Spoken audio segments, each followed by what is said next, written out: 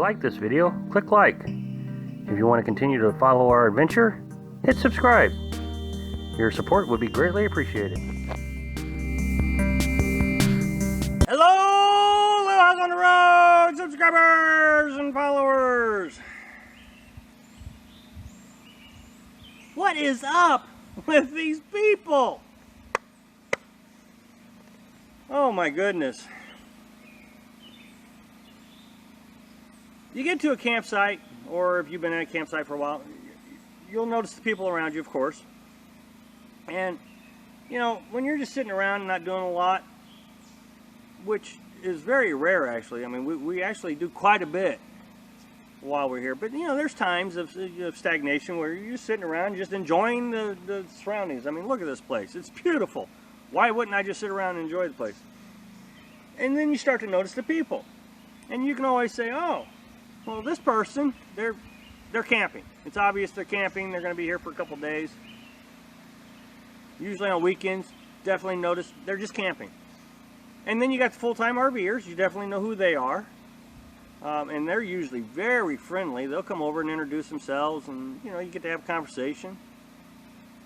So no questions there. But when Carolyn and I are bored, so we'll start looking at people that aren't easily explainable.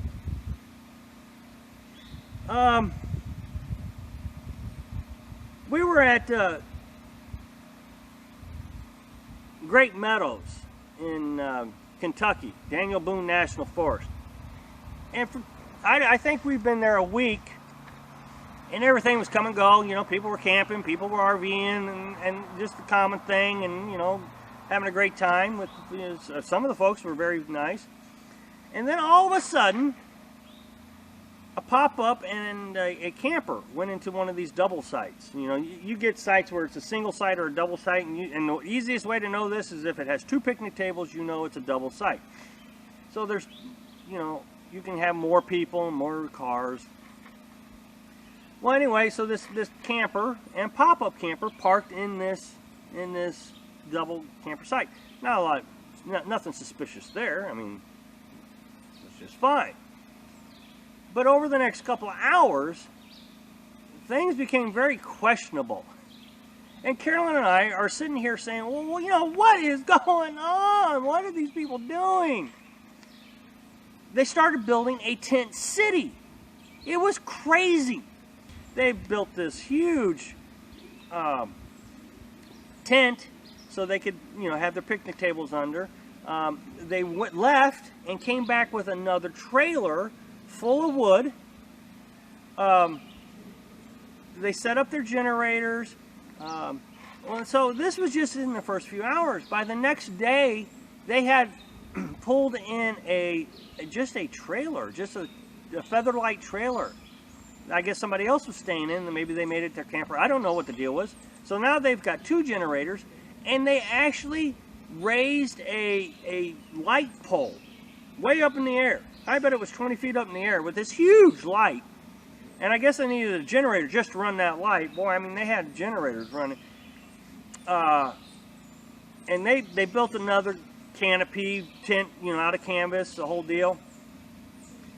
And all night long they were running generators, lights on. I mean, it became a city. I just can't fathom what they were doing. And of course, Carolyn and I are sitting there suspecting, you know, well, maybe it's a circus coming to town. Who knew? It was insane. Another example. Now, Carolyn and I, you know, we like to watch people, like I said.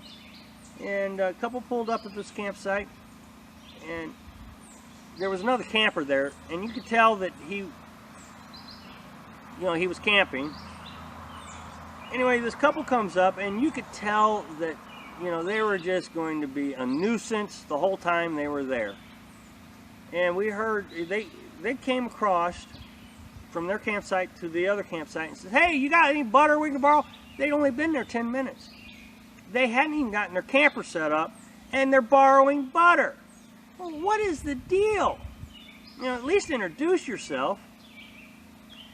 Well, this camper, the one that had been there for a while, he was actually doing business. He was a wildlife management specialist, and he was working the area doing surveys. Well, they came over to his site and decided that they were just going to drink all night at his site. And of course, he was so polite. It was incredible. You know, and so he let him stay there. He had to call in sick the next day. I'm like, man, tell him to go. I mean, it's incredible.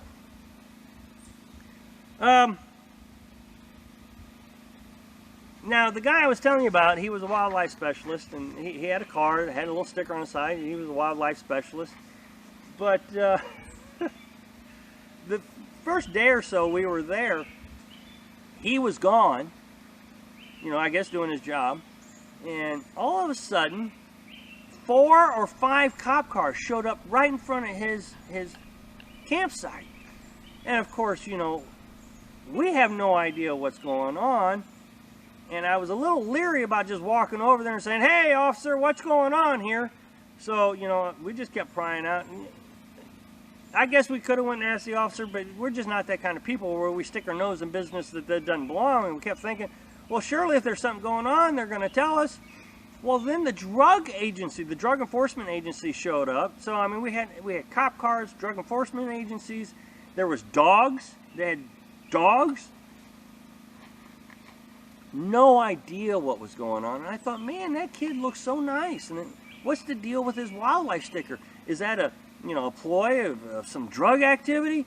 Oh my gosh, this is terrible. Well, the cops were there for about an hour, and so we're just thinking they're waiting for this guy to show up. And eventually, all of a sudden, we see a guy, a police officer, and a dog walk out of the woods, come around the bathroom, and the dog goes ballistic.